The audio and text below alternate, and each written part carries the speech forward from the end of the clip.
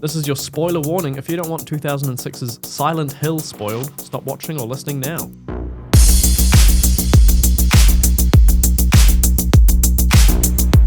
Hello and welcome to Badaptation, where we watch and talk about every theatrically released video game adaptation, their sequels, tie-ins, and whatever else we fancy. I'm your host, Finn, and I'm joined, as always, by my co-host, the buff film buff, Guy. Hello. This week, we're covering the supernatural horror Silent Hill from 2006, based on the game series that started in 1999. I was 6 when this came out, so I was not going to be playing it. Too scary. I did play this one. Yep, when it came out, or just got Yeah, round when to it came eventually? out. So this was sort of like Konami's answer to Resident Evil. And Konami's. What did I say? Konami. Sure, I think so. So basically it was their sort of response. Like Resident Evil had come out and everyone's like, wow, this is like so cool. Survival horror was kind of a thing that didn't really exist in the realm of, PlayStation, Xbox style games. Yeah. Maybe for PC, but so that was the first one, and then Silent Hill was sort of like okay, we'll do one of those, yeah, and we'll make it way weirder and way more fucked up. Yeah. So I do have some recommendations towards the end of this that will kind of touch on the production of this, the game series as opposed to the movie itself. But I found it fascinating as someone who hasn't played them. Right. So I only really played 1 and 2 to any sort of great, and I don't think I finished either of them. Right.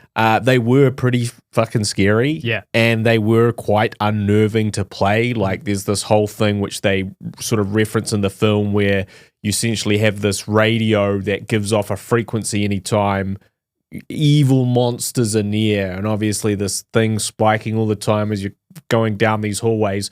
It was pretty freaky. Monsters playing hot and cold with you. They're Yeah. like, warmer. Exactly. Yeah. And you're like, oh shit. Oh, that's bad. And then they also had a bit in the film with the lighter, and the lighter being like this thing that you sort of need to see anything at certain points, and then that runs out, the torch runs out. Yeah.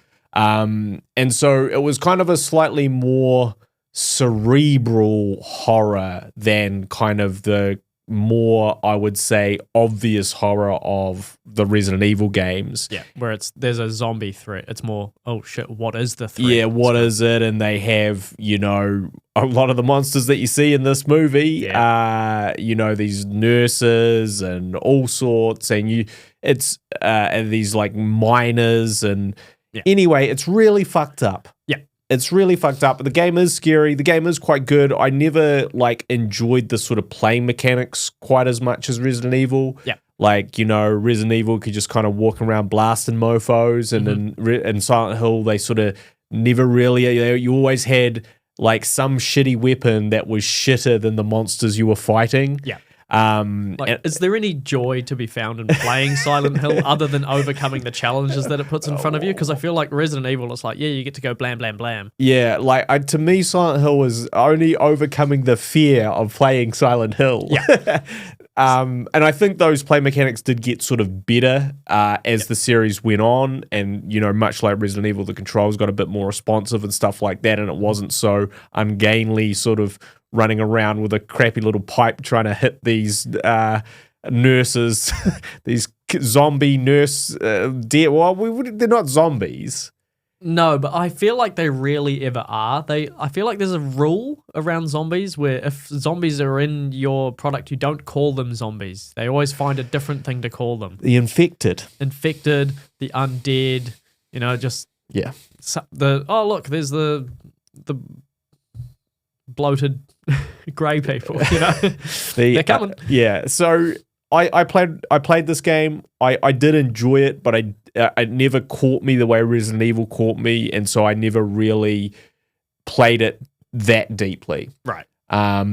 Although I thought it was a good and definitely very scary game. Memorable, it seems. Yes, and heaps of the stuff that you see in this film is in the game, and I guess we'll get to that, but have you got a synopsis of this one? I do, but first I just want to talk about kind of the idea of horror games, right? Yeah. And the reason I haven't played that many is they are scary.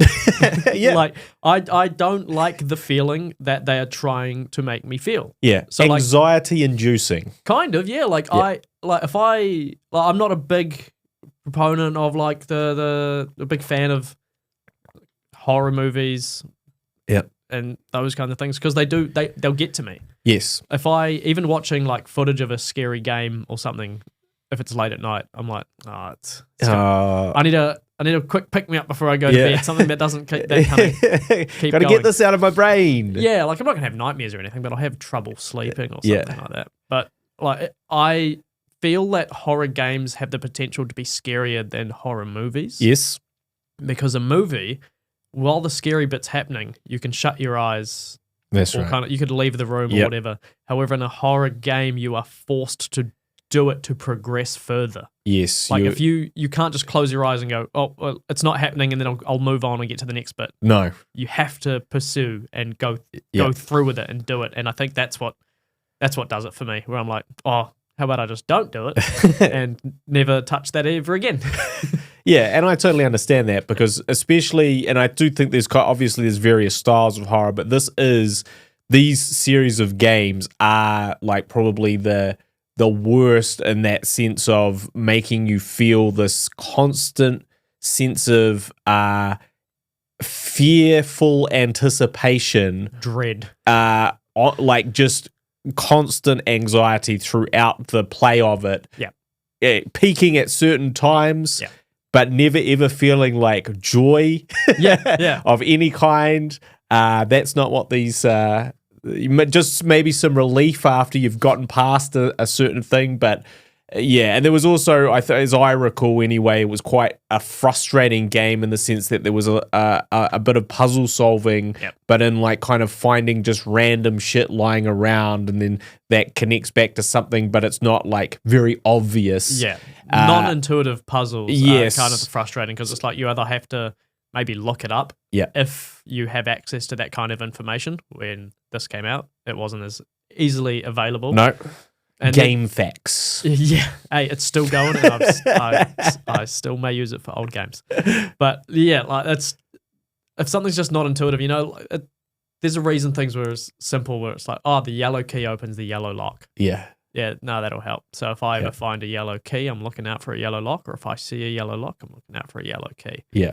Because these ones are like, you find a baby doll's head, that means when you get to the gargoyle, you've got to throw it to his right to distract him to go to his left. Yeah. Obviously. Yeah. So definitely a good game. Definitely a scary game. I think they've done a remastered edition. I'm assuming they have by now. They're even coming out with a new game. Recently, they put out a trailer for a new Silent Hill game. Right. There was also, I don't know if you ever saw the buzz around PT. It stood for playable trailer. No. But it was like a short game that you could download and play for, a limited time. Yep. Or there's like a few run throughs you could do, and basically it was just like this hallway that you kind of went through. And once you got to the end of it, it would send you back to the beginning, and there were small clues and things you'd have to figure out, and the atmosphere was very scary. And it's been confirmed later on that was like a demo for a new Silent Hill game. However, it never went through because there was a falling out between the creator of that and Konami. And so it's like people who had downloaded that game were able to sell their consoles for a higher price because the game got taken off and nothing ever came of it. And it's, oh, well, I've still got access to it. Right. It's kind of, people did that with Flappy Bird on their phones as well. They took Flappy Bird off the stores because the guy just couldn't handle all the... He said it was destroying the youth. Yes, things along those lines. Yeah. He's like, oh, my game is too distracting. He's like, my game is actually a terrible burden on society. Yeah. And he was right. I've created a monster. Yeah. He was right. He was right to take it down. And every parody of it since is worse. So, yeah. Yeah. He was right from the get-go. I mean, what would have been the truly noble thing to do would be to take it down and then donate all the money made from it to like some trust involved in like helping people recover from phone addiction or something like that. Yeah, but that's like saying you should just give all your money away because some people don't have any. Well, I'm not going to do that. Well, no, because the difference is he was saying he fucked up by creating this thing. Yeah. And so he created the monster. Yeah. But then he can't also go, well, I fucked up creating this thing. The $50 million is good, though. Did he make the round? I don't know how much he how made, much. but it was quite a lot. Did he make? Was it a free game? And I maybe can't he ran remember, ads. but I'm pretty sure he did all right. But this game, Adaptation, Silent Hill, I have a brief synopsis for. Okay. Silent Hill is a movie named after the game, which is named after the town in the game, which is probably named after a hill within or nearby the town. Just like the game, it's a dawdle through a fog-covered setting centered around the plot of finding a missing child. Weird, clunky dialogue connects eerie, atmospheric scenes, all connected by a confusing, multi-dimensional plot. All of these negatives are redeemable if you enjoy the visceral and memorable imagery scattered throughout the 2 entire hours of this film. It's a long film. Yeah. And a good synopsis. Thank you. Less jokes. Just like this movie, which had, let me count them now, 0 jokes. 0 jokes present in this film. No joy to be found. Yeah, so I really erased this film from my memory, as I do many of these badaptations. But I have seen it, and I'm pretty sure I've seen the Silent Hill 2 Revelation or whatever it's called. 2012 one, yep. I'm pretty sure I've seen that as well, but all I remembered about this was that old mate, Sean Bean, was in it. Yeah, seen Bean himself. And also Radha Mitchell, who's sort of like what I would define as like a very high profile scream queen, as in she's in heaps of quite big horror films. Yep. And some smaller kind of indie horror films and big budget Hollywood movies. She's just all over the place. Yeah, she's just very successful. But I guess what's different is what you normally see is like someone will start down the horror path. Yes. And then quickly get the fuck out of there when their career takes off. Yeah. Whereas she's always dipped her toe back in those waters like frequently and seems to have like probably enjoys horror films. Yeah, I hope so. Because she does quite a lot of them. So that's all I remembered about it. And I did kind of vaguely remember the ending, which I suppose we'll get to.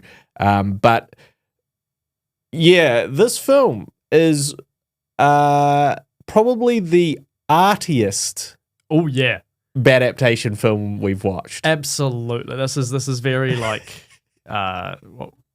creative in what he's doing.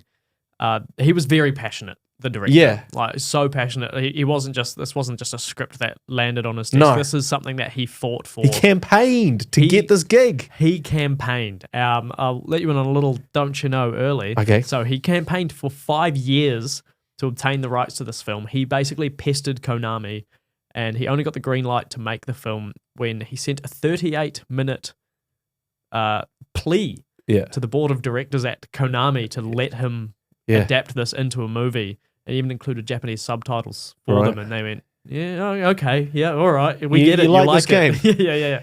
And it is interesting to probably watch, I would say, one of the few, if any, badaptations so far that has been made by a director who's a legitimate fan of the sort of the IP that they're creating. As opposed to someone who goes, yeah, I played it heaps. Or, oh, well, I think my kids / grandkids play it. How much I know about this fucking thing. Yeah, that was like Tekken or something. Yeah, that was Tekken. That was like the Mario movie. That was more the actors. It was Street Fighter as well. Yeah. He didn't play Street Fighter. Uwe Boll asking kids, hey, have you heard of this? And they go, yeah. And he goes, sounds like we'll do it. Cool, I'll take your money. It sounds like you'll be the sucker that pays for this. Your kids still buying DVDs.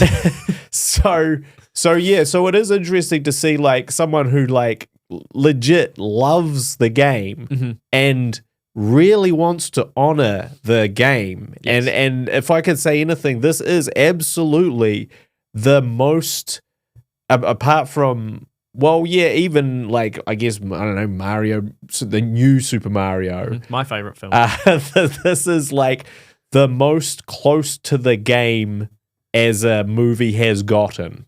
Like in terms of the look, the feel, the concept, the monsters. And again, the lack of joy. the pure, And so it is interesting to look at it from that point of view because it does, I made a note early on. So far, this film seems like a fever dream. Yeah. and it really does.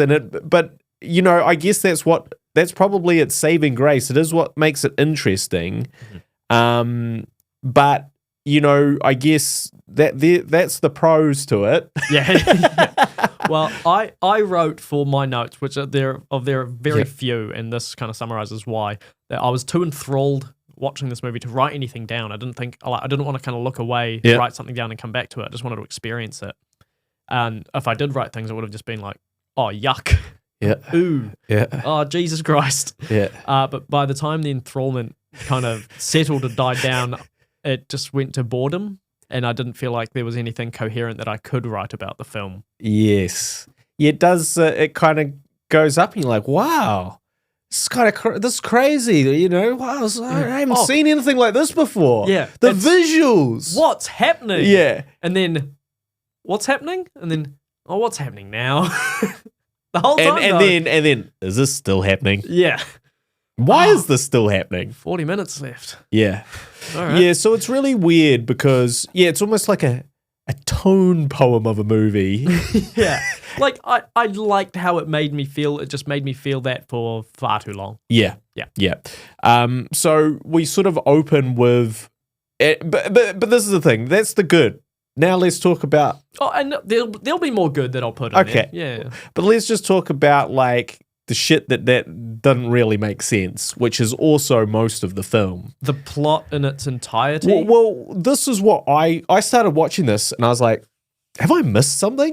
Yeah. Like I was like, this film seems to start 30 minutes into the film. Yeah. And then seems to finish an hour after it should have. So it's really it's really backwards. So you know, it starts off with this girl and sleepwalking, and she's whispering Silent Hill. Yes. Silent Hill. Yeah. And then she almost falls off a cliff. But then when she kind of gets tackled to the ground, it's like, well, they're on a patch of grass. It doesn't seem like it's near a cliff anymore.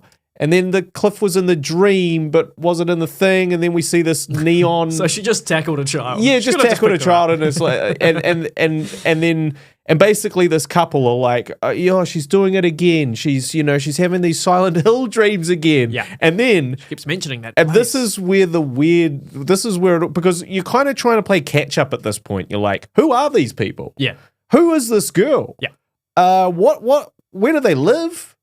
What do they do? Yeah. Anything? And then it's sort of like Rose, who is the wife, I suppose. Kind of the main character. But she's the lead. She's the lead actress anyway. Played by Radha Mitchell. Yeah, and she's like, so the solution is because she's saying Silent Hill, so we have to go to a town called Silent Hill. Yeah, well, I guess we should go there. Yeah, because that's the only way to cure our daughter of this problem sleepwalking. Yet, like, they're like, so it's 5 minutes in and they're like, we got to go to Silent Hill. I'm like, I don't even know who you are. Yeah, we don't know who you are, but okay. Yeah. And then it turns out she's been Googling Silent Hill. Yes. Yeah. Because the husband is like, oh, look, you shouldn't take her to Silent Hill. You should keep her on her medication. Yeah. And, she needs psychiatric help. What, was it her who had Googled it, or he Googles it and then he goes... I think he Googled her Googling it, if you know what I mean. Yeah, he goes, like, in a search history, maybe. Yeah. And he goes, oh, it turns out that's actually bad. Yeah. And so anyway, but she's like, no medication, no psychiatric help. I'm kidnapping our daughter. Yes. I am officially kidnapping our daughter and taking her to this place, because that'll be the thing that cures her of her sleepwalking. In a weird, suspicious way. So suspicious that a cop who you'd think would go, oh yeah, that's a mother and her child, and they're just maybe being a bit weird, goes, no, I'm actually going to pursue them, because this is so weird that I'm going to chase after She's them. acting strangely. She goes to this like town outside of Silent Hill and is like, I need to get to Silent Hill. And he's like, no one goes to Silent Hill. Oh, it'd be bad there. Yeah. They then kind of take off to Silent Hill. Yeah. Rather than speak to this police officer, Mm-hmm. Politely and say, yeah, hello, officer. Yeah, my daughter has bad dreams, so I'm taking her to the place that she has bad dreams of. Yeah. Because that'll cure her bad dreams. Or just take her to the horrible place that she dreams of. Or just, I'm just taking my daughter somewhere. Or I'm just taking her on a road trip. Yeah. We do this sometimes. And the officer going, cool. Yeah, right. Have you got a record? Nothing? No? Okay, sweet. See you that later. explains it. But instead, she's like, see ya, jams on the accelerator and just drives away from this cop and then just speeds madly. Yeah. Like driving like a total maniac with her daughter in the car. Yeah. Total disregard for safety. Into Silent Hill. She like bashes through a gate and then obviously ultimately crashes the car. Yeah. So I'm going to put my child in danger. Yep. I'm going to risk her safety because if I don't, then her health and safety are in danger. Yeah. Wait, what? Yeah. So, after this kidnapping, they actually get to Silent Hill, but her daughter is gone. Yes. She wakes up, her daughter is gone. And it's snowing and... It's snowing ash. Yes, that's right. She goes, oh, this is ash, not snow. And to be honest, like, this is where the shit gets cool in terms of the visuals. Yeah. Like, everything looks really interesting and, like, you're kind of like, how the fuck do they do this shit? Yeah. Like, is this... Because, like, a lot of it, there are obviously visual effects later on, but a lot of the actual town looks like it's all there. Yeah. And they just went extensively, decorated it to make it look like this weird fucking foggy, ash-covered, haunted just dreadful, village. Colorless, abandoned town. A ghost town. Yeah. So beautiful production design is what I noted. Fuck, you're a nerd. And yeah. And I do say, I go, this was before I knew anything about the director. Yeah. I said, this seems like it was made by someone who likes the game. Yeah. So, all the fact that he was able to portray his passion without you knowing that he was so passionate about it, like, great. Yeah, and then we get to kind of the problem of the film. If we haven't had any problems with this kidnapping, not establishing characters, weird reason for going to this place, if we are ignoring all of that. Dialogue quality taken straight from the video game as well. Yeah. Very awkward, clunky. People don't talk like that. Now, as she looks for her daughter, essentially, for 10 minutes, yes, she's just walking around these beautiful, beautiful... creepy areas with all these like beautiful shots, tracking shots, crane shots, like all these different visuals of her just looking. Yeah. But actually, that's cool for 3 shots. Right, yeah. But it just keeps going and going and going and going. And you're like, okay, yeah, look, I get it. This looks really nice here. You spent a lot of money on this. Yeah. And I really love the visuals, but we need something. Maybe you could scatter her looking throughout the movie. She could do some looking later on. They deliver on that. Yep, she does that in spades. But the first thing that then these sirens go off and these weird, creepy, like kind of deformed dwarf baby, real creepy looking kids. And I don't think they don't have arms. Some of them have. No, they do have arms. That's later on. It's one with no arms. Ladies and gentlemen, they have arms. They have arms. But anyway, and they're like, nyeh, nyeh. And they're like sort of like they're like essentially these burned, deformed bodies. Yes. And she sees these and she's freaking out and they're chasing her. This is after 10 minutes of looking and nothing happening. And then she goes into a room and she's like, ah! And she's crawling along the ground and they're like, nyeh, nyeh, reaching out and then they just disappear. Yeah. And this is... She's moved on. Yeah. She got bored of it. But this the weird part of it is like, from this point on, no one reacts really. Like, she never really reacts. Yeah, she didn't seem to be in that much fear. She was not until she was. Yeah. And when she was, I'm like, oh, this is what did it? Yeah. Like, now you're screaming? It's like the deformed babies. Yeah. That wasn't a big deal. And also, she's not like afterwards like, what the fuck is going on? She's just like, yeah, that was a thing. I need to find my kid again. Yeah. And then which leads her to bumping into this lady with dreads, this crazy lady with dreads. Dirty, ratty old lady. Yeah. Yep. And she's sort of like the only other person. And she doesn't mention the deformed baby. She don't go, hey, were you ever chased by... Did you see these fucking kids? Did you ever chased by these deformed babies and they're kind of like, look like they're burnt and stuff? She doesn't mention that. She's very accepting of everything that's going on around her. Super chill. Yeah. Super chill. Oh boy, I hope I don't see them again. Yeah.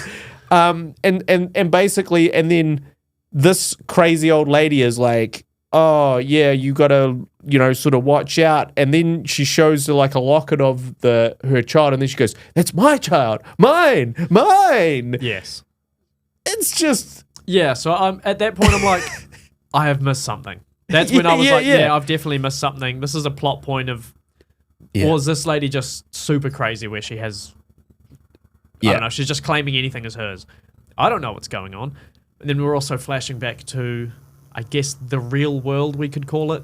Yes. Of Sean Bean. So Sean Bean's on a mission to find his kidnapped daughter. Yeah. And he starts coming into Silent Hill. Or first he comes to outside Silent Hill. Yeah. And he meets like a detective there. And then he's like, look, I've got to find them. They've definitely gone to Silent Hill. And he explained that there's basically an ongoing coal fire underneath the town. Yeah. That has been burning for years, and that's why it's a ghost town. Everyone evacuated because everything's just been burning from underneath. And that's actually based on a real town that exists where that is still going on. It's called Centralia. And the writer of the film, his dad told him about that place when he was growing up. Well, it should be noted that Roger Avery is the writer of this. Roger Avery, yes. Who's also, I believe, the writer of Pulp Fiction, or co-writer, I should say, of Pulp Fiction, and won an Oscar. Good on him. This is not an Oscar-winning style script, this one. No, and I've got a bit of a don't you know about him and what happened for him while writing this as well. Okay, maybe that will give some illumination. His methods and consequences of those methods as well. But it's just a bit. I'm already confused, and we're like half an hour into a 2-hour movie. Yeah, and I was like, I basically wrote, nobody reacts to the insanity of the environment they're in. Yeah. And like there's just there's like weird lines like, why were you coming up here in the middle of the night? I thought it would help her. There's just no way. What? Like in movies, there's over-explaining. Yeah. This is under-explaining. Yeah, everything is under-explained here. Imagine if it was just, oh my, why'd you drive in the middle of the night? To get from A to B. And then there's, how cars work. And there's another bit where Sean Bean is talking to the detective sort of about the history of Silent Hill. A lot of people burned to death. These were good people. Most of them. Some you might say deserved it. A little bit. And Sean Bean doesn't even react to that. Yeah, he's just like... well, I guess, people get burned to death. Some people do deserve to be burned to death, I suppose. Yeah, you're right, detective. I mean, I do Nothing agree. more to ask.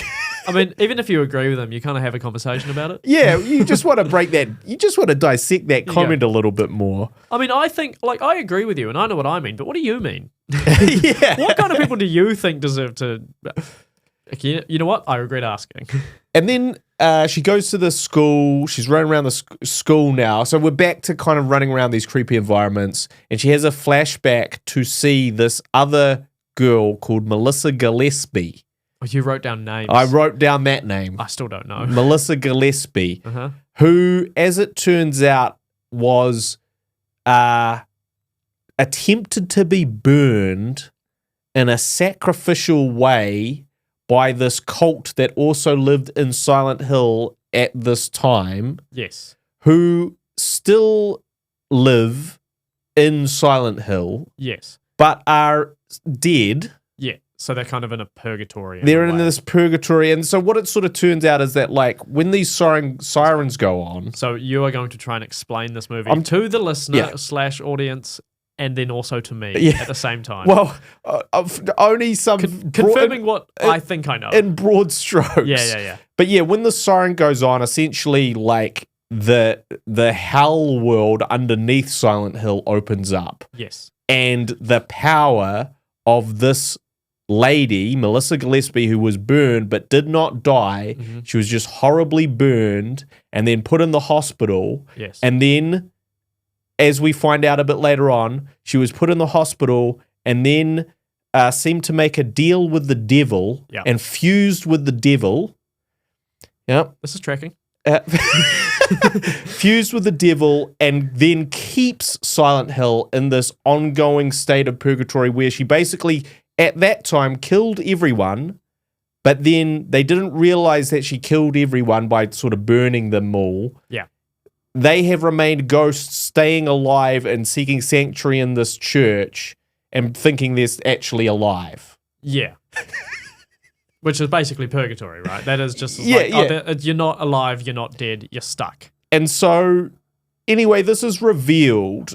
This is not revealed until like 3/4 of the way through the film. No, it's not revealed until after you've finished the film, and then you go and read a few different versions of the synopsis to go, and then you rewatch bits and you go, no, that was Melissa Gillespie. Yeah, because there's three girls running around. There's the devil, there's burned, there's the burned one, but the flashback of Melissa Gillespie before she was burned. Yes. And then there's the actual daughter of Rose. Yes. Who was actually the good parts of Melissa Gillespie. Yeah. Reborn 30 years later. And orphaned out. Yeah. And adopted by Rose. Yes.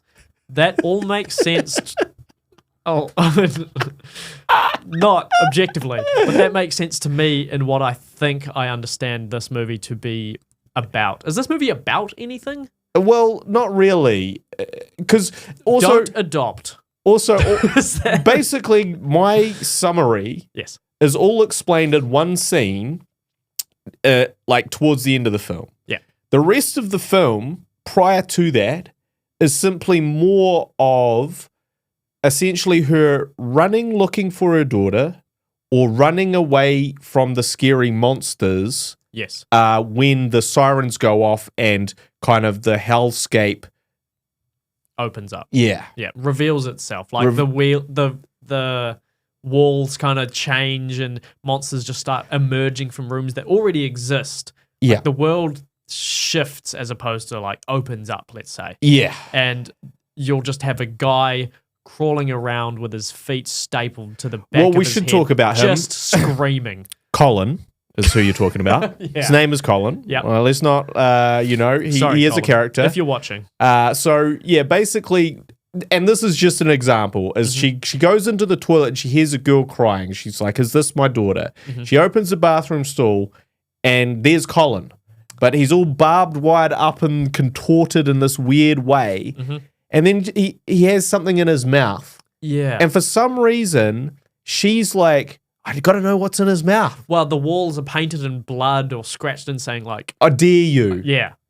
But I dare you to look in his mouth and look at the thing that is in his mouth. It just says like, do it, you coward. Like, it would be better if it said, I dare you to pluck the note from his mouth and read it. Yeah, or if there was like a yellow line that leads her there, like in all modern video games where you've got to follow a very obvious yellow line and there's a GPS marker that just kind of tracks every movement and telling you, no, you're going the right way. Yeah, there it is. Yeah. And objective, glowing in the guy's mouth. That's what I want to see. So anyway, she does take that out, and I don't actually even understand what happens to the note afterwards. Like the little thing. She keeps it. Yeah, but does she she and shows it to somebody else? Oh, does she show it to Yeah. someone? Okay, she shows it to someone. All right, It basically just says hotel. Right. Oh, that's how they get to the hotel. Yeah. Okay. So anyway, she's we like, will not be revisiting the hotel. So anyway, and she's like, yeah, oh, that was gross. Yeah. Still totally unfazed by this man, barbed wired up, dead corpse, Colin in a state.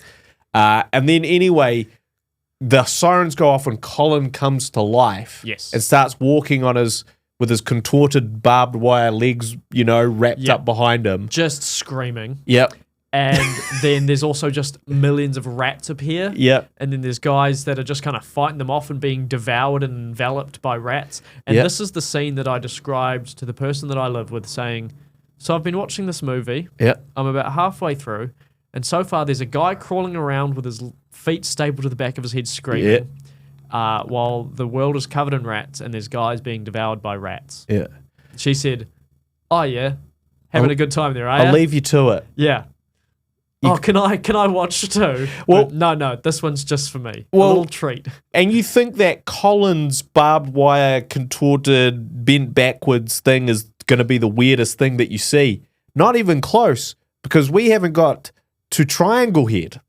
Pyramid head. And I called the him. fans will be screaming. I at called you, him guy. Triangle Head because his head is a triangle. I guess it is more of a pyramid. Well, it's triangular in shape.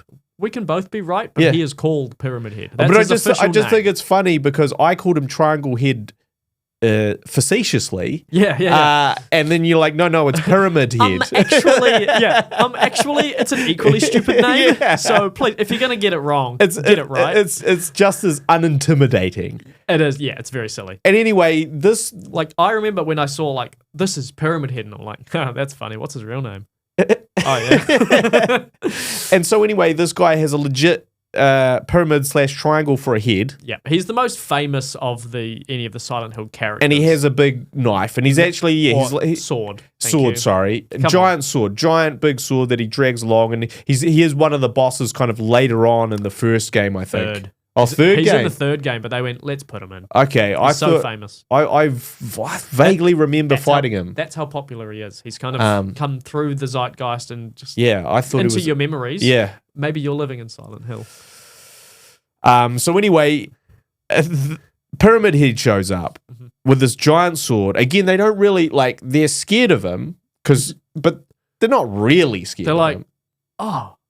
And no one's asking the burning question of why is his head a pyramid? Oh, where'd you get that fucking cool sword, bro? Okay. Can I get one? I was just like, why is his head a pyramid? How do you carry that? I'd also be like, relax, he probably can't see us because his head is a pyramid. Oh, He doesn't have eyes. the actor himself also could not see anything. Big solid thing on his head. So, and again, they have this kind of, and this is kind of like this repeated thing over and over again. They have this tense scene between Colin, but then the sirens stop and they kind of just and outlast him by just kind of either running away or just by running a distance away. And then Pyramid Head comes along. Yeah. And again, he's kind of coming and he's got a bunch of bugs with him and stuff. Yeah. And you know, Rose has this weird moment where she kind of just gives up and just drops to the ground in the fetal position, is crying into a torch. The torch is just facing her. She's like, "Gah!" honestly, the most realistic reaction of the whole movie. Yeah. Where you just go, fuck this, I just want to die. But it's like, why now? You know? Why that's true. now? I would have done that at the very beginning. Those little children things, I would have tried kicking them all in the head. Yeah. It would have been overwhelming and would have gone, fuck this, I'm I'm out. dead, I guess. And anyway, but then the cop, the T-1000 cop, pulls her up and is like, come on, we got to go. And then they kind of hide in this room, which they can't get out of. Yeah. And he stabs his sword through and he's slashing at them. He's going, I'm going to get ya, I'm getting him. Can I get, my big sword isn't big enough. It's not big enough to, and Never anyway, is. but again, it's meant to be like kind of, but it's not really, this is the point too where it's like, this is not really scary. I think it's the fact that they are not as scared of it does stop me from being as scared of Yeah. it, because I go like, well, you should be more scared and you should be acting differently because of your fear. Like, if you don't have fear, you'll die. Yeah. Because you won't have the instincts to try and get out of danger. Yeah. And that's kind of what it feels like they're doing, is they're just going like, well, I'm not really in danger, so I won't do much to escape it. Oh, this isn't that scary. So me watching their reaction to it, like, I'm living through them. Yeah. I'm seeing the world through their eyes. This isn't my hell. This is their hell. Yeah. Very close to mine, though. Jesus Well, Christ. yeah, it is, especially at that point in the film, it is getting close to our hell. Like, I wrote that the director here, I think, has put onto screen visually hell better than any other movie I've seen. Yeah. Like, that is just, it made me uncomfortable. It really made me not want to be there, funnily enough. Like, this whole, like, fire. Boring. Just everyone's just on fire. So, But like this with the whole, like, rats thing, like, rats exist. yeah, Guys screaming, that's exist. Guy screaming, watching this again, probably. that existed. But anyway, again, they kind of just keep getting out of these big monsters chasing them when Silent Hill closes up and becomes the safer it goes from version, Fog Silent Hill to Hell Silent and then Hell. back to Fog. Yeah, that kind of just switches in between on the siren. And it's like, why? Why does it swap? Why isn't it always just one? And I was about to say I'll jump to the end of the movie, like we haven't already done it, and as if we can decipher this plot in a way that's coherent to the audience. Yeah. I think if you've seen this movie, you know what's going on and you think that we're confused, which we are. If you haven't seen this movie, we have not helped you with the plot at all in the slightest, and we're kind of loosely talking about it so we know what each other are talking about. Yeah. That's just for anyone who's just joining us. There's a bit where Sean Bean finally, he's in Silent Hill and he's looking for them. He's yelling, "Rose, where are you?" And she's in the same place as him, but she's in the different dimension. Yeah. He's in the real world, but she is only ever in fog or hell dimensions. So they'll never cross paths. No. She's stuck there. Yeah. Her having entered Silent Hill in the way that she's done it means that she is there forever. Maybe she actually died in that car crash. Who knows? It's up for your interpretation. Yes, because also the motorcycle T1000 police officer crashes her motorcycle. She crashes her motorbike while they're going screaming. Well above the speed limit, let's say. Yeah, so it's arguable they're all dead. Yeah. So basically, they find this Melissa, what did I call her? Melissa Gillespie. Yep. But she's burnt to a crisp, and she's been in this hospital, and she's taking her vengeance out on everyone. Yep. Well, she already has, because they're already dead, but she does it when the sirens go off. In perpetuity, basically. Yeah, yeah. And anyway, all these people go to the church for sanctuary. Yes. Including Rose. Yes. And her colleagues, the dreaded haired lady. Yes, she returns at some point. And also a new person. Yeah. Anyway, Triangle Head pops up again. He does, yeah. He wants some sanctuary from all these monsters. And so he pops up outside the church and rips the skin completely off this lady. Yeah, I think her name was maybe Annie. Yeah, perhaps. Annie, that's right. So he rips her clothes off and I go, whoa. Yeah. And then he rips her skin off and I go, whoa! It was nuts. Yeah, that threw me. I was like, oh, Jesus, it made me squeamish. Yeah, and well, we're going to get to the most squeamish bit. No, that was it for me. Okay. Yep. Well, so anyway, you're like, oh, fuck, that's pretty fucked up. Yeah. Anyway, in the church, they basically talk about how this witch, because they all think she's a witch, this Annie, or whatever her name is. The corpse. Melissa Gillespie, she's a witch. That's why she was burnt to begin with. And that's why they burnt her, but they didn't quite fully burn her, and she's down there. Am I wrong in thinking that them trying to burn her, there was something that went wrong, and that's what's actually caused that fire that ended that that's town? right. And so, so it all ties in loosely but neatly. If that makes sense. Weirdly enough, they go down to see Melissa Gillespie. Mm-hmm. To have a chat with her. Yep. About the missing daughter incident. Yep. The shenanigans in Silent Hill. Hey, have you seen my daughter? What's with Triangle Head. Yeah. What's going on. What do I call him? And so she goes down into hell, essentially down this elevator, and encounters these blind nurses with scalpels. Yes, they are from the game. From the game. Yep. And again, I think they're triggered by light or something weird.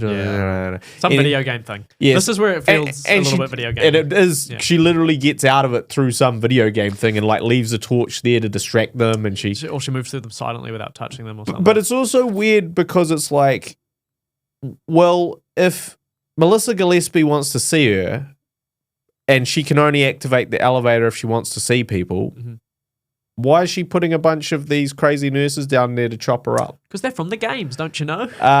Okay, so anyway, so she gets there and then she meets Melissa Gillespie, but Melissa Gillespie can't really talk. She's all burnt up and she's lying in the thing.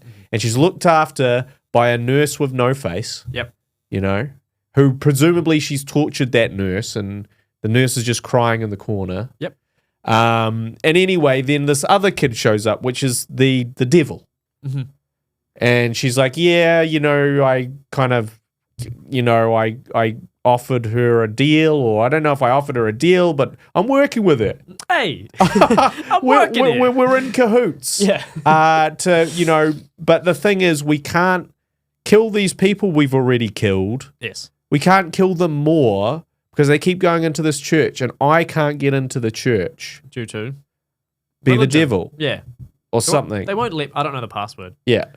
And so she I goes, haven't got the yellow key for the yellow door to the church. but she's basically like, but if I jump in your body and you show them the truth, you know, we'll sort it out. And the truth being her revealing that they are in purgatory because of what they did. Yeah. Trying to burn her and it all going wrong. Yes. Cool.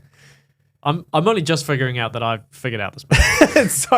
so she goes off into the church and they're like, you're a witch, we should burn you. And in fact, they burn the police officer. As far as witch It's pretty trials, brutal, yeah, that burning, because normally when you think of someone being burnt, you're like, yeah, they take the flames to him. Yeah. But this is like they slow cooked her. Yeah, like you see her kind of melting. Yeah, and they Instead of being never put her completely- fully in the flames. They put her above the heat of the flames. Yeah.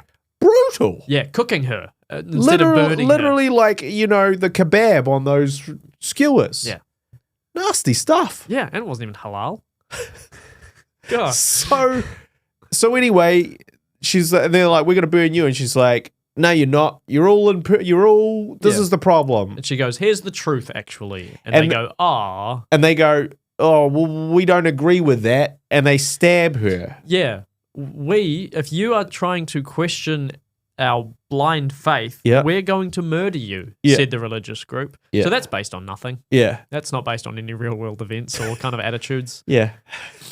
And so they stab her, but as they stab her, she bleeds the black blood of the devil that has been actually absorbed into her, Yes. thus allowing the devil to, Once it touches the floor of Yeah. the church, it's going, oh, I'm in now. yeah, I'm here now. Yeah. We're here now. Yeah. And so the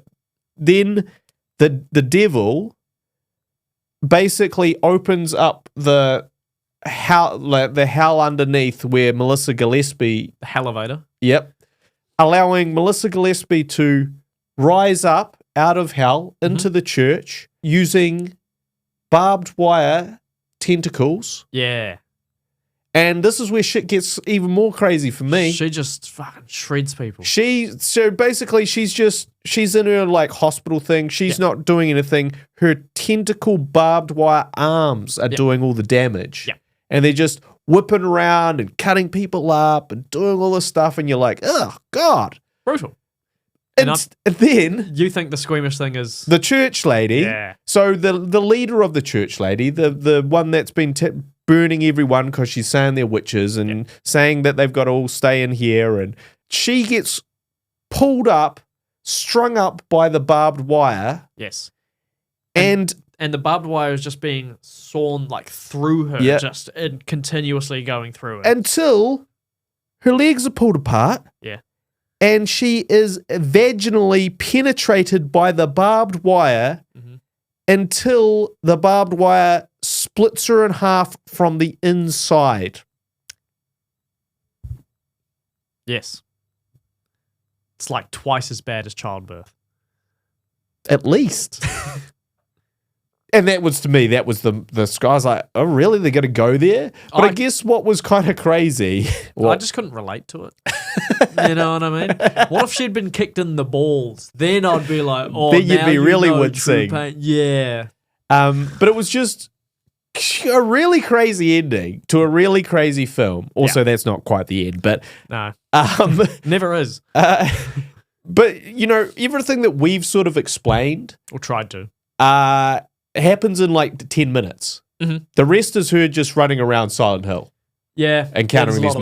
monsters. Yeah. She's going, wow, look at this part of the set. Yeah. Oh, isn't this Oh, beautiful production design here. good? Yeah, she says Oh, I that. love the camera move here. Oh, beautiful tracking shot. Just down the alleyway like that. Oh, I love the perspective. I love the parallaxing. Oh, Christoph, I bet you love this. Also, don't use too many nerdy things because I'll probably try to sync up some of the footage and I don't know what parallaxing is. So that'll just be footage of you saying that. So, Also, in terms of using clips, yeah, we probably can't show some of the things that we've described. like the lady having her skin ripped off Yeah, that's or probably... the vaginal penetration by barbed wire. Well, yeah, we probably can't show that. Yeah, But we you can can show watch- we can show her popping up, you know, with the barbed wire going everywhere. We'll see. We'll see.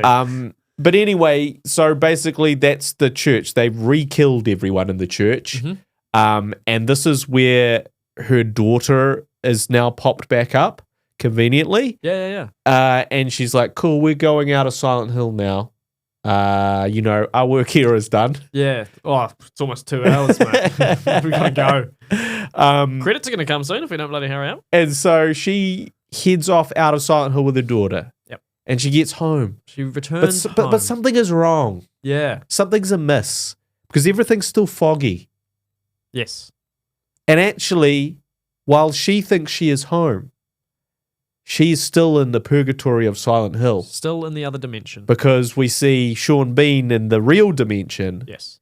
Sitting kind of in the same place. He's at home. Yeah, so he would be in the same place as them. And and it's not foggy. And they're separated. So when she returned, I was like, wow, she's just like drenched in blood. She just looks like shit. Yeah. Then I realized, oh, that's not blood necessarily. It's just her dress is red. Huh. And looking into it, she was actually given about 100 different dresses to wear throughout the film, and they just gradually go from white to red as she goes through the film. Yeah. So subtly that I bet it wasn't really worth it. Absolutely not. But again, beautiful production design. Lovely. Oh, amazing. Art department, chef's kiss on that one. Yeah. Maybe even a chef's fuck. It's more than a kiss. Well, we should also That's not know. enough. We also should find that, like, I do want to kind of there was also Colin I mentioned, but we mentioned earlier Colin. Mm-hmm. And I do want to kind of just put a bow on his storyline. Oh, yes, of course. So it turns out Colin's a pedophile. Yeah. Who sexually abused Melissa Gillespie. Mm-hmm. And so obviously Melissa Gillespie, when she fused with the devil, punished him by making him barbed wire contortion man. Yeah. So, Colin wasn't just an innocent janitor. No, yeah. Yeah, there's this weird flashback where she gets bullied into the bathroom and he's standing there like, aha, I've been waiting for you. It's really like, weird. Are they all outside? Just being like, yeah, that's going to happen and it's fine. All totally because her parents, all because she was a bastard child? Like her parents weren't wed? Yeah, and it also turns out the dreaded lady, that's her mum. Yeah, that's her actual mum, Melissa Gillespie's mum, as opposed to the, Yeah. Fuck, religion's weird, eh? No wonder they built so much horror stuff around it. These are actual thoughts that people have and things that they feel should happen to people. Yeah, so, I mean, that's... So fuck Colin, and what he got was not enough. Yeah, so it's a film. Yeah, and even the it ending... might be Alyssa Gillespie, not Melissa. I don't know. I can't edit around it, so yeah. It's what it is. It's one of them. I'm just saying it's one of them. So, yeah, it ends with Sean Bean being like, hey, well, I guess I'll never... Well, he's living with the perpetual feeling of maybe they'll turn up again, maybe I'll get to see them, and then they're just stuck in purgatory as it is. So yeah, great, fun, happy ending for this movie. It all really wraps up. Yeah.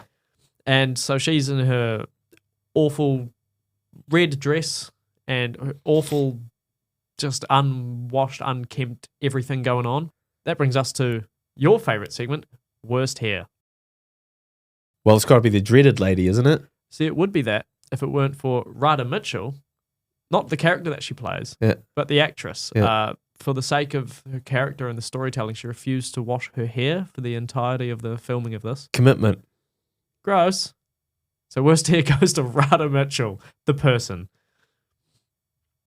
Or do you think dreads is fake wig dreads worse? Not even dreads, just dirty hair. I still give the edge to dreaded lady. I mean, that hair was really out there. Yeah, but like that's intentional. Yeah. For the character. This is this is commitment. Nothing wrong with a bit of method. Thank God for that second syllable. So in terms of best and worst for this film, I'll go first in terms of best, just the atmosphere. Yeah. In general, while she's running around being boring, it is scary. And also that when her skin came off. Right. Which again, I'm probably not able to show. But a lady gets her skin ripped off in one go, all at once. Yeah. Just imagine that. Yeah, that's how it happened. Yeah. Yeah, I agree. Best for me is the visual aesthetic of the film as a whole. Yep. And the creation of the Silent Hill world, so being so authentic and interesting to look at. Yeah, absolutely. You probably might even have a better time with just watching this movie on mute. Yeah. Not trying to, because you won't even try to follow along. Well, it's almost like you kind of want to watch the first 20 minutes for the visuals, then you'll get the idea, and then skip to the last 15. Yeah. Oh, and then just look on YouTube for the skin rip. Yeah. Worst for me Yeah. is a specific part of the movie. There's a part about 90 minutes in where Radha Mitchell reaches a destination, Rose, I should say. Yeah. And the film goes white, and then I think it is Ms. Gillespie starts saying, aha, now it is time for me to dump 5 minutes of exposition on you. Yeah. With a blurry flashback. You didn't like those flashback visuals? For 5 minutes straight. Yeah, they bothered of you? just listening to like, oh, and then this happened, and then this happened, and because of this, like, it's 90 minutes in. I either know what's going on, or I have completely lost interest and am just watching this out of obligation for a podcast. Those are the only two options. Yeah. And she just couldn't grasp the fact that it was the second because this movie had already been made and she wasn't there to kind of make that decision. And yeah, so she made the wrong decision, and 5 minutes of just dreck. What?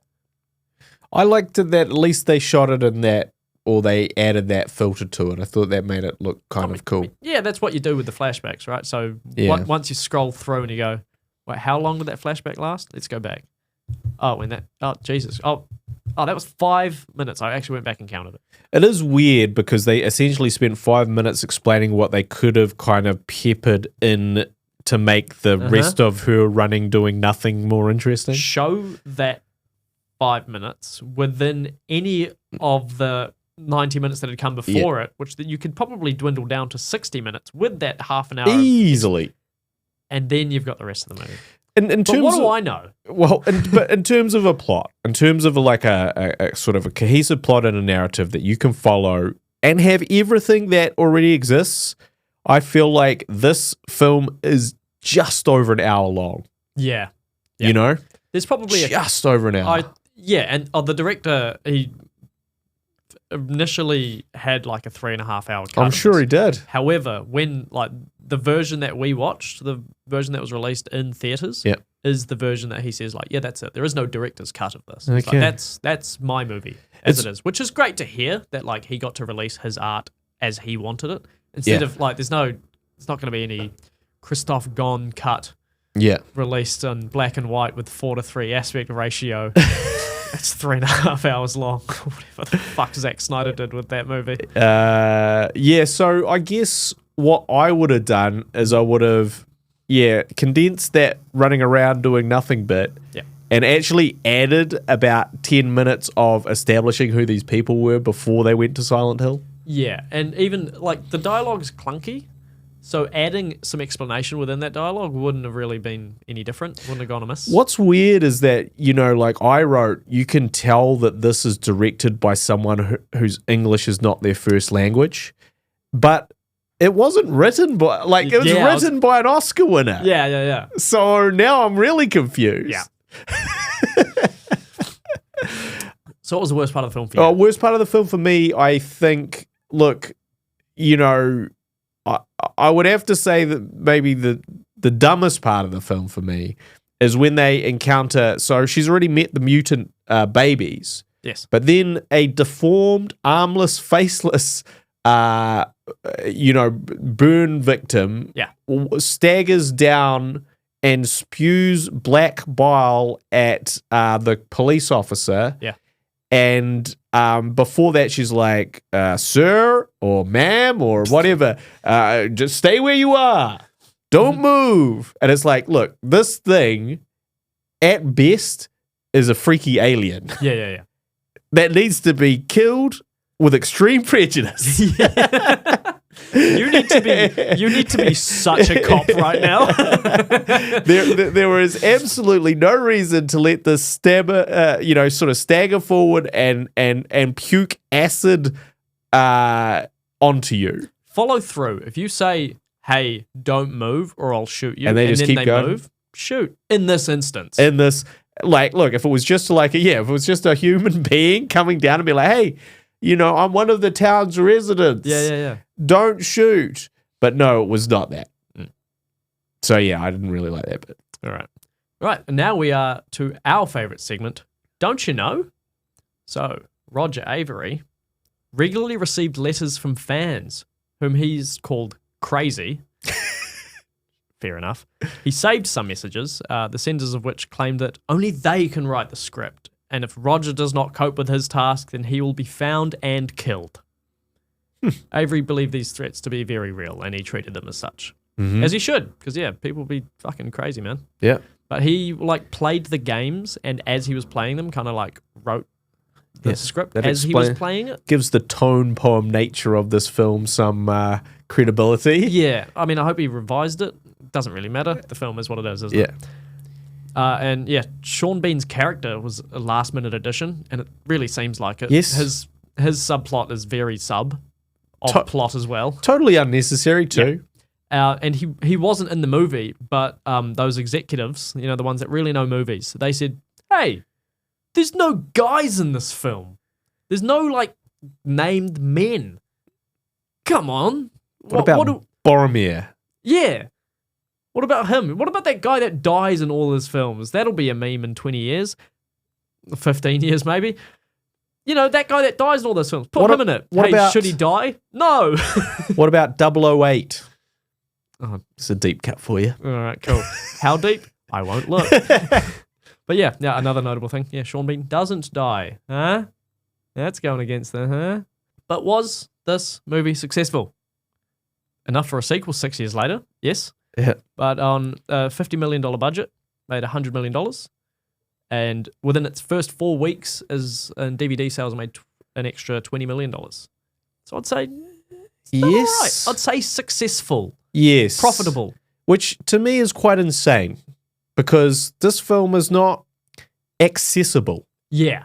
It's not, you can't sit and watch it and go, that made sense. Yeah, I wouldn't recommend this film for anyone for the reasons that, to... Yeah, it's just not a film, it's a film that you can watch if you want to watch something fucking weird. Yeah.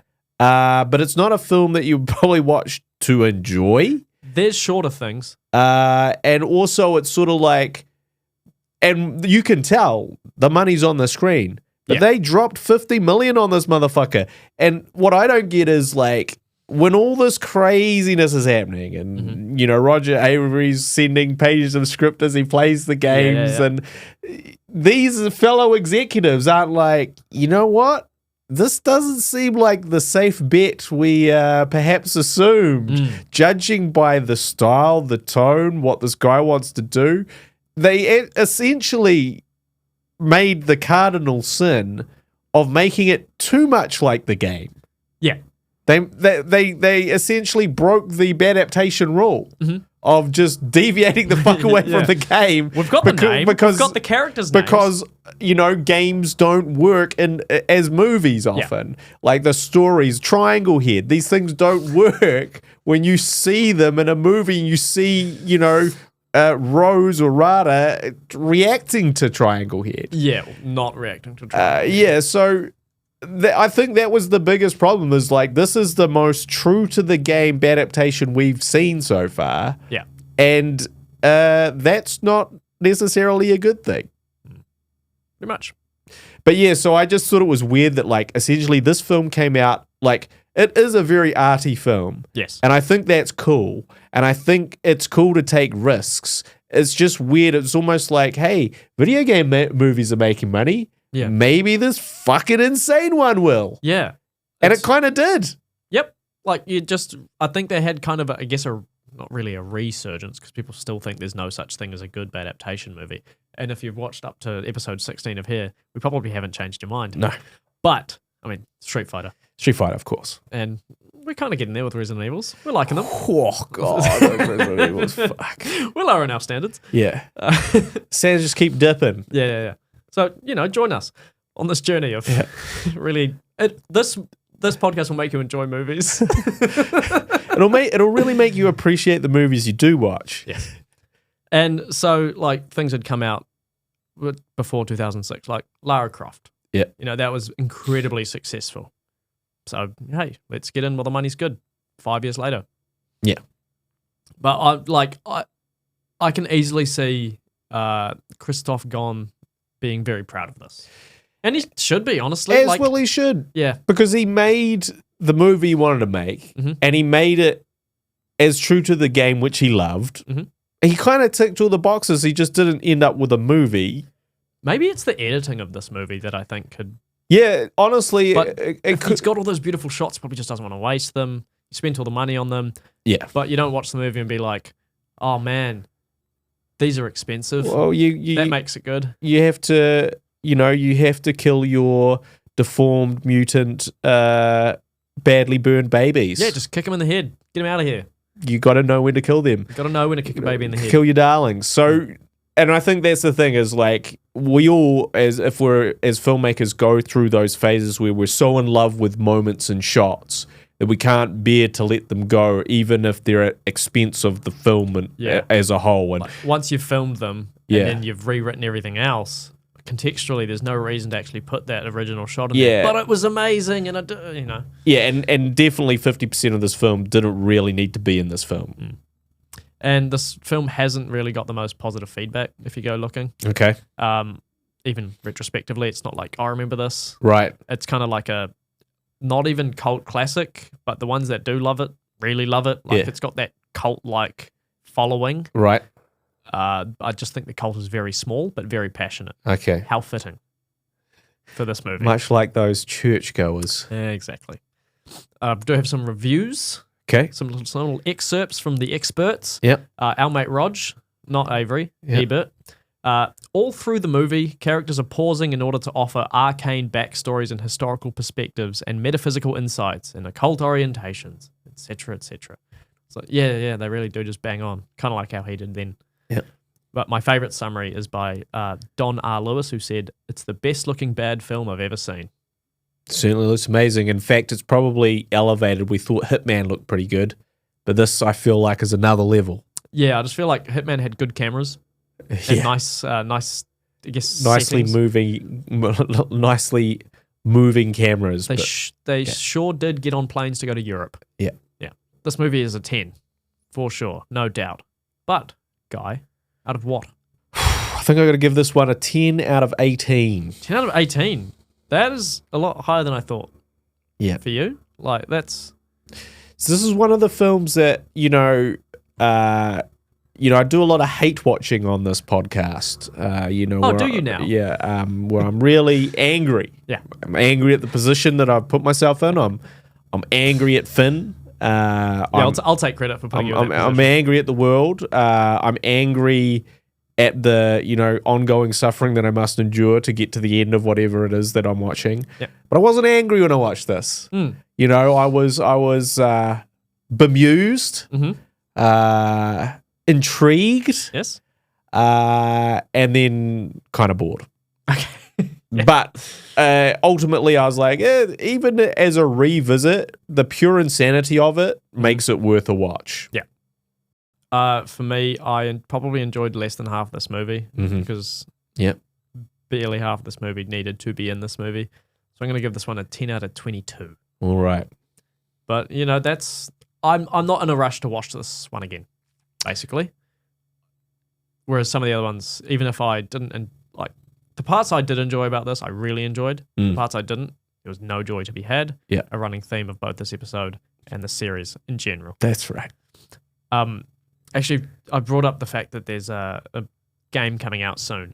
I went and read the comments on the trailer of that game coming out. Yeah. And it's a bunch of diehard Silent Hill fans. I didn't even watch the trailer itself. I just read the comments. Yeah. It's the opposite of what YouTube's about. You stay away from the comments and you watch the videos.